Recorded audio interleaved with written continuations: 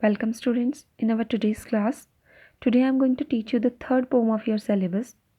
The name of the poem is A Tiger in the Zoo, written by Leslie Norris. Students, this poem is a contrast, a tiger in the zoo with the tiger in the natural habitat. And the poem moves from the zoo to the jungle and back again to the zoo. So let's start reading the poem and I am going to explain it to you. He stalks in his vivid stripes, the few steps of his case on pads of velvet white, in his quiet rake. Here, stalks means follow or moves through his gaze in an unpleasant way. Vivid means bright, rage means extremely angry. So here in this stanza, there is a tiger in zoo. He moves through his case in an unpleasant way. He has a limited area in the case. He walks few steps in it. His paws are soft enough as velvet fabric so that they do not produce sound while he walks. Here in this line, the two opposite things are presented. Rage means extremely angry and quiet means extremely calm. So here he controls his anger behind the bars. Let's move to the next stanza. He should be lurking in shadow, sliding through long grass near the water hole where plum deer pass. Here, lurking means lying hidden in wait of his prey. In this stanza, the poet is talking about the tiger in the forest. Here he describes the real representation of the tiger. The tiger in the forest hides himself in the tall grass where near the water bodies where fat deers come to plum means fat deer come to drink water. He waits his prey in the shadow of grass and attacks over it. Let's move to the next stanza.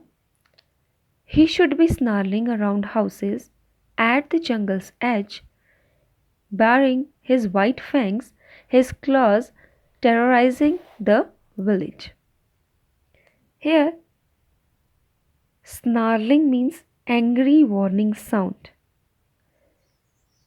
Baring means uncovering. Fangs means sharp teeth. When the tiger of the zoo lives in the forest, he moves around the houses at the corner of the forest. He terrorized the villagers with his sharp teeth and with his claws. Next stanza. But he is locked in a concrete cell, his strength behind bars, stalking the length of his cage, ignoring visitors. Here, concrete means a solid thing or solid material or strong.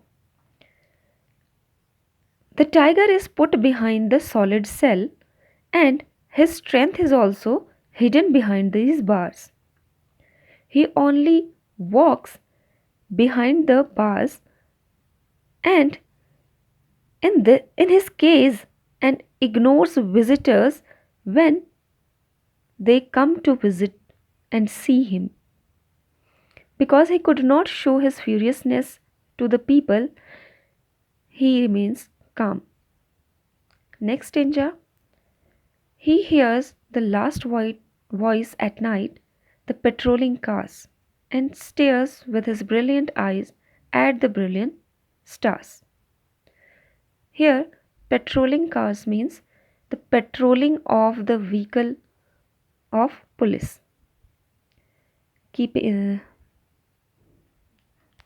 That keeps watch over an area. At night, the tiger of the zoo hears the patrolling cars. He stares at the Brilliant stars with his brilliant eyes. So, students, this is the explanation of the poem. Now we will discuss the poetic devices used in the poem. First of all, rhyme scheme. Here, stripes A, case B, quite C, and Ray rhymes with case, that's why B. The whole poem is in the same rhyme scheme A B C B.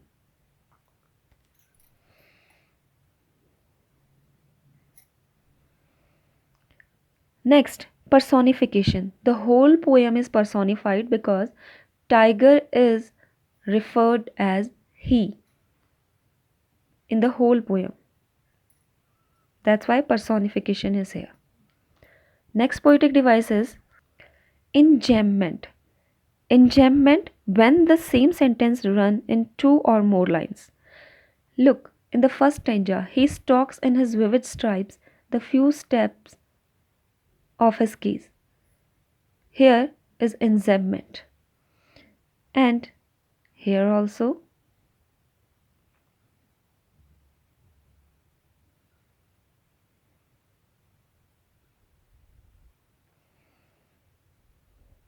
in these lines,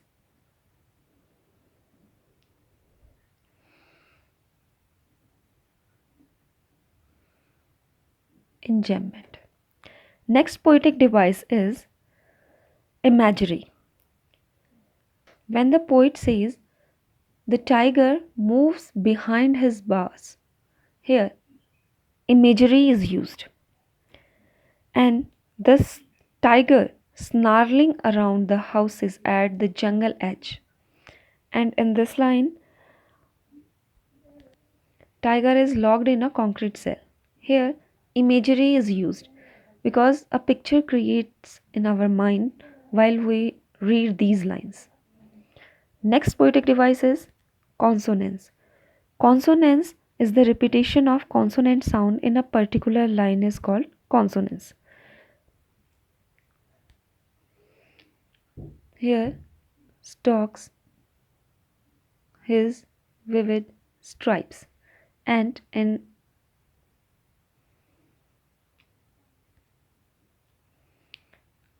his white fangs, his claws.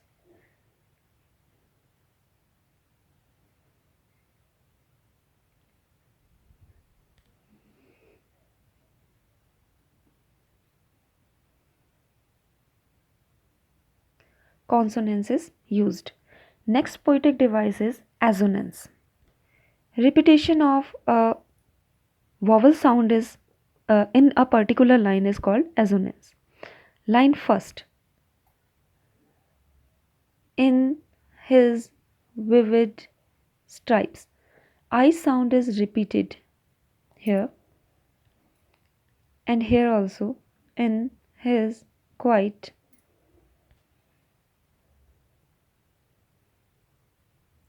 ignoring visitors and with his brilliant here. I sound is repeated in these lines. That's why assonance is here.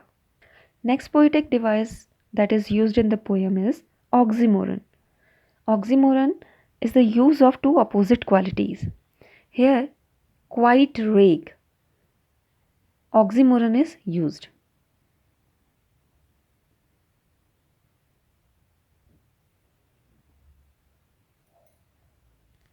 Next poetic device is metaphor. Look in this third line, on pads of velvet quite. Here the softness of tiger's paws compared to the softness of velvet fabric. That's why metaphor is used.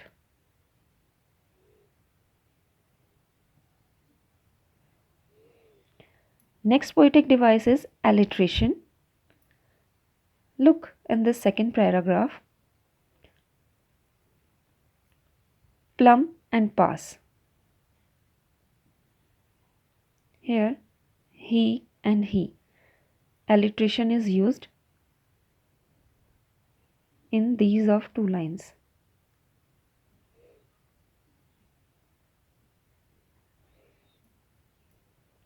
Next poetic device is onomatopoeia. As you know, onomatopoeia is used for sound words. Here, snarling is the sound of tiger. That's why here is onomatopoeia.